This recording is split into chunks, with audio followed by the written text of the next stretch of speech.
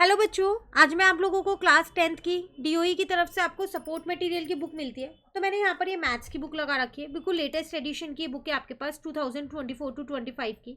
इसमें हमने chapter number 12 surface areas and volume start कर रखा है। तो आज की क्लास में क्वेश्चन नंबर 20 से करने वाले 19 तक के क्वेश्चन चैनल पर अपलोड है। इस बुक के सारे क्वेश्चन इंपॉर्टेंट है, प्लीज प्री बोर्ड से पहले करके जरूर जाइएगा। ठीक है। देखिए, कह रहा है आपसे find the depth of a cylindrical tank of radius 10.5 centimetre if its capacity is equal to that of a rectangular tank of size 15 into 11 into 10.5 centimetre. Question क्या कह रहा है, पहले क्वेश्चन को समझते हैं।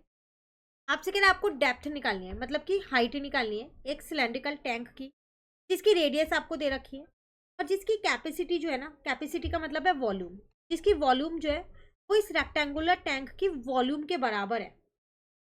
तो अगर मैं रेक्टेंगुलर टैंक की वॉल्यूम निकाल लूंगी तो सिलेंड्रिकल टैंक की वॉल्यूम वही होगी सेम, और रेडियस पता ही है, तो मैं हाइट निकाल ही पाऊंगी इजीली, है ना। चलिए इस क्वेश्चन को यहाँ करते हैं। क्वेश्चन को करने से पहले एक चीज़ बताना चाहूँगी, चैप्टर वाइज आप इस बुक से ज़रूर क्वेश्चन को कीजिए, लेकिन प्री बोर्ड और बोर्ड देने से पहले कुछ सैम्पल पेपर ज़रूर सॉल्व कीजिएगा। तो यहाँ पर मैंने एक सैम्पल पेपर की बुक लगा रखी है जो कि सीबीएसई क्लास 10th की है। काफ़ी अच्छी बुक है ये, हमारे पास ओसवाल गुरुकुल की ये बुक है। जो बच्चे इस साल बोर्ड एग्जाम देने वाले हैं 25 में, ठीक है, उनके लिए तो बहुत ही बेस्ट बुक है ये। क्यों? क्योंकि इसमें आपको सॉल्व पेपर्स भी मिलने वाले हैं और अनसॉल्व भी मिलने वाले हैं, कॉम्पिटेंसी बेस्ड क्वेश्चंस आपको मिलने वाले हैं। साथ के साथ आपको ब्लूप्रिंट मिलने वाला है, ये देखने के लिए कि कौन से चैप्टर से कितने क्वेश्चंस आने वाले हैं, वेटेज पता चल जाएगी आपको चैप्टर वाइज। ठीक है, चलिए एक बार बुक को रिव्यू कर लेते हैं जल्दी से। यहाँ पर एक इम्पॉर्टेंट बहुत अच्छी चीज़ इसके अंदर दे रखी है, वो भी देखेंगे अभी वो क्या है। तो देखो यहाँ पर अगर मैं इसका कंटेंट दिखा दूँ आपको, तो ये आपको यहाँ पर ब्लूप्रिंट दे रखा है पूरा चैप्टर वाइज, अभी नीचे दिखाऊंगी कैसा है ब्लूप्रिंट यहाँ पर। ठीक है, यहाँ पर आपको 6 पेपर्स हैं जो पूरे सॉल्व दिए गए हैं और 4 पेपर्स जो हैं वो अनसॉल्व दिए गए हैं। टेंशन वाली कोई बात ही नहीं है कि अनसॉल्व पेपर है तो हम कैसे चेक करेंगे, किससे चेक करवाएंगे, उसकी भी टेंशन नहीं है। उसका सॉल्यूशन भी इसी बुक में है, और वो क्या है, ये QR कोड से स्कैन कर लो और अपने आंसर्स टैली कर लो। जहाँ मिस्टेक हो वहाँ आपको पता चल जाएगी कि कहाँ हमारी मिस्टेक है। ठीक है, साथ के साथ बोर्ड का पेपर दे रखा है जो लास्ट ईयर है, तो वो फुली सॉल्व दे रखा है।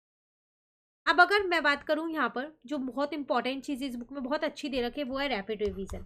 7 दिन के अंदर अंदर आपको ये बता रखा है कि किस तरीके से आप 10th का पूरा कोर्स कवर कर सकते हैं, कौन सा टॉपिक किस दिन पे पढ़ना है, तो 10th का पूरा कोर्स कवर हो जाएगा आपका। तो बहुत अच्छा है रैपिड रिवीजन, इसे फॉलो करोगे बोर्ड एग्जाम के लिए और प्री बोर्ड के लिए तो काफ़ी फायदेमंद रहोगे। ठीक है, अब हम यहाँ पर ब्लू देख लेते हैं जल्दी से। चैप्टर वाइज ये दे रखा है ब्लू 1 मार्क के क्वेश्चन किसमें से आएंगे, 2 के, 3 के, 4 के, 5 के, सब दे रखा है। साथ के साथ सैम्पल क्वेश्चन पेपर में देखो पूरी पूरी एक्सप्लेनेशन है, एमसीक्यू क्वेश्चंस की भी एक्सप्लेनेशन आपको डिटेल में दे रखी है। काफ़ी अच्छी बुक है, बाय लिंक में नीचे डाल रही हूँ डिस्क्रिप्शन में, जल्दी से देख लेना। बुक से रिलेटेड कुछ पूछना हो कमेंट करके पूछ लेना। चलो आ जाते हैं क्वेश्चन पे। हाइट निकालते हैं अपने सिलेंड्रिकल टैंक की। तो सबसे पहली बात तो मैं वॉल्यूम निकाल लेती हूँ यहाँ पर उस रेक्टेंगुलर टैंक की। तो मैंने यहाँ लिख दिया वॉल्यूम ऑफ रेक्टेंगुलर टैंक, तो 15 इंटू 11 इंटू 10.5, क्योंकि वो तो L into B into H होती है। तो 15 आपके पास यहाँ आ जाएगा, 15 इंटू 11 इंटू में 10.5 सेंटीमीटर क्यूब। पहले इन सबको आप इंटू कर लो यहाँ पर। तो जब मैंने 15 को 11 से किया 165 आया, देन उसको मैंने क्या किया यहाँ पर 10.5 से किया, तो 1732.5 आ गया। ठीक है, अब मैंने यहाँ लिख दिया volume of cylindrical tank.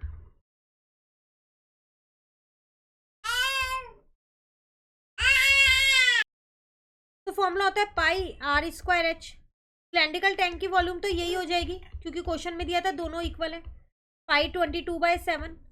Are भी क्वेश्चन में आपको गिवन है 10.5, तो मैंने यहाँ पर आर को भी लिख दिया, तो 2 बार 10.5 लिख दिया।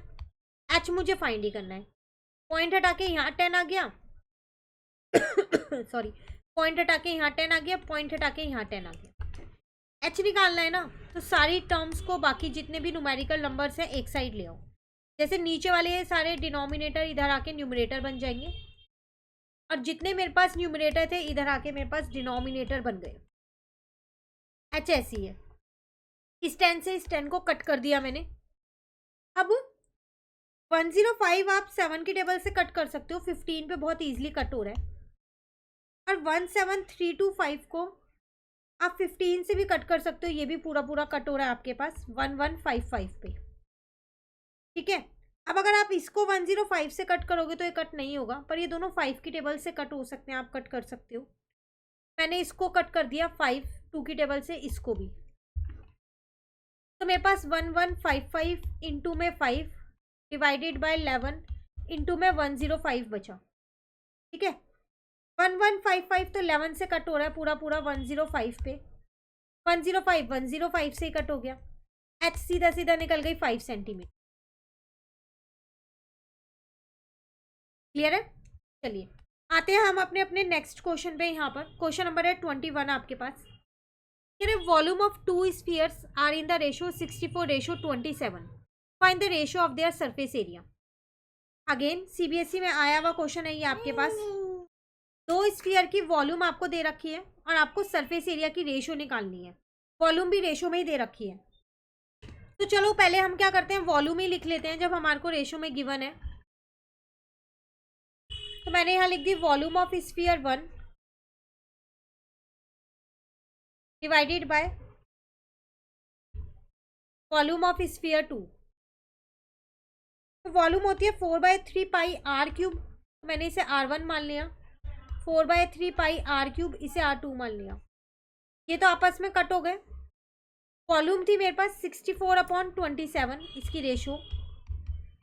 R1/R2 का मैंने होल क्यूब कर दिया, और इसको मैं 4/3 का होल क्यूब लिख सकती हूँ। ये R1/R2 का होल क्यूब हो गया। क्यूब से क्यूब कट जाएगा, तो यहाँ से मेरे पास क्या निकल के आ जाएगा, R1/R2 निकल गया 4/3। अब मुझे सरफेस एरिया की रेशियो निकालनी थी। सरफेस एरिया ऑफ, मैंने ऊपर स्फीयर 1 और स्फीयर 2 लिया था, तो यहाँ भी यही लूँगी। स्फीयर 1 डिवाइडेड बाय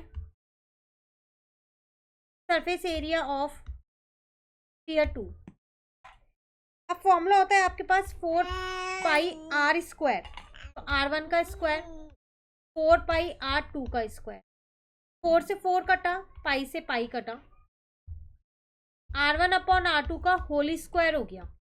और इसकी वैल्यू ऊपर ही फाइंड की है 4/3, है ना। तो आंसर कितना आ जाएगा, रेशियो आ गई 16/9, मतलब 16:9 आ गई। तो आप यहाँ लिख सकते हो ratio of their surface area is 16:9। CBSE में आया हुआ क्वेश्चन है, इंपॉर्टेंट क्वेश्चन है, बिल्कुल अच्छे से करना। कहीं भी दिक्कत लगे कमेंट करके आप पूछ सकते हो। वीडियोस अच्छी लगे लाइक ज़रूर करना। इस बुक के और चैप्टर्स चैनल पे अपलोड है, आप वहाँ से उन्हें भी कवर कर सकते हो। Thank you.